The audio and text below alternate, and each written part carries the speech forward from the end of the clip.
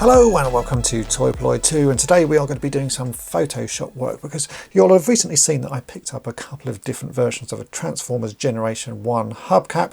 On the right I picked up a knockoff one which I bought from China, and on the left we have an original card back and an original figure.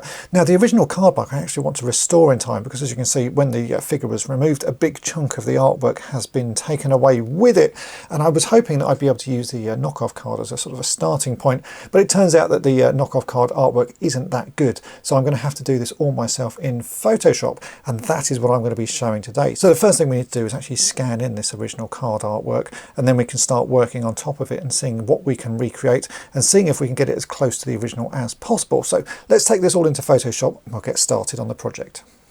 So I've already scanned in the card artwork and I've started to do a little bit of work on it. I've just cut it out and basically lined it up so that it's nice and square. Now the first thing I need to do is actually to create a mask on the area that I'm going to work on. So I use the lasso to quickly select the area, then make a folder and then make a mask for that folder. So any artwork I put inside it will be cropped off by the mask that's on the top layer. Now with Transformers artwork we are lucky because there is a website called Botch's Transformers Art Archive which has scans of most of the graphic images for the cards. So I went there and downloaded the artwork for Hubcap. Unfortunately it's not that good quality, so I took it into Topaz Gigapixel and upscaled it using AI. I've only upscaled it by ×2 and that should be enough for what we need. So we can now go back into Photoshop and start lining up that upscaled bit of artwork and making sure that it sits neatly over the top of the original artwork, and that will start to fill in the missing part on the bottom right hand corner of the card. This does take a little bit of time because I want to make sure that it is lined up as perfectly as it possibly can be.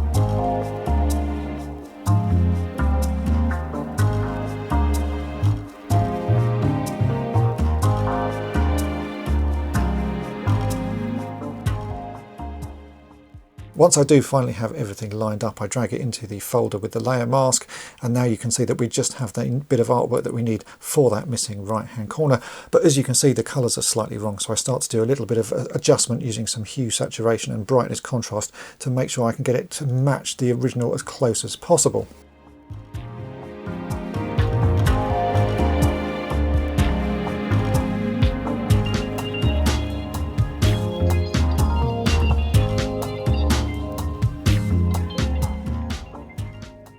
Once that's all done, you can now clearly see that the artwork doesn't match in the sort of the finished style of it. The scan that I've done has a lot of dirt and noise on it. So I make a new grey layer and add some noise to that, switch it into overlay mode, and then just adjust how much is switched on. And you can see that that just adds the noise that I need to dirty up the new image so that it matches the old image that we have scanned in.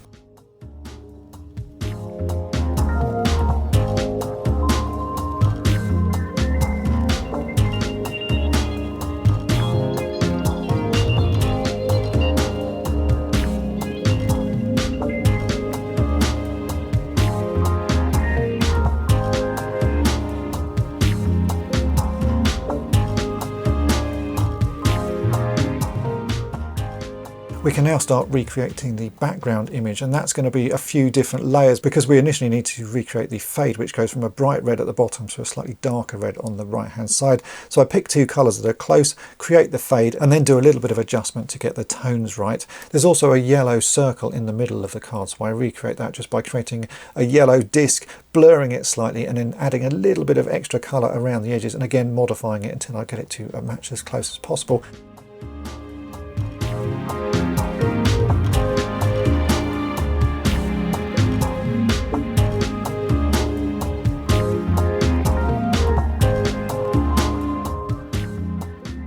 Once I'm happy with that, we then need to recreate the grid. The grid is actually a fairly straightforward thing to do because it is just straight lines. So I pick a colour that's close to the original grey and then just start redrawing those lines in and making sure that they line up with the original lines that we can still see on the rest of the card.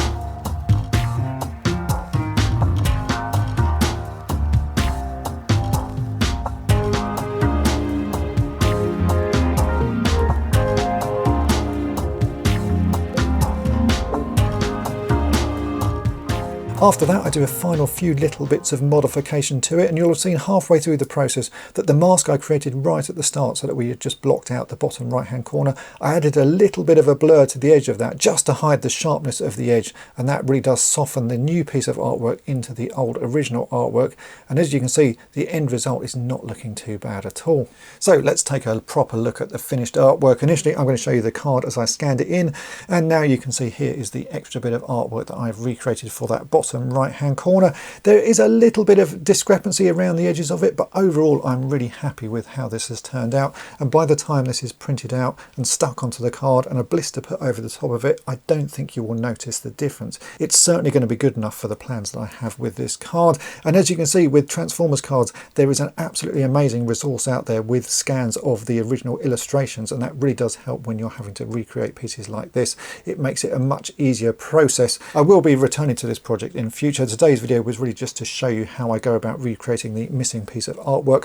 How I fix the card I will save for another video. So hopefully this video has been of interest to you. If it has, then make sure to hit the subscribe button and tap the bell to be notified each time I upload a new video. And if you've really enjoyed it, then head on over to my main channel Toy Polloi and subscribe there as well. And thanks for watching.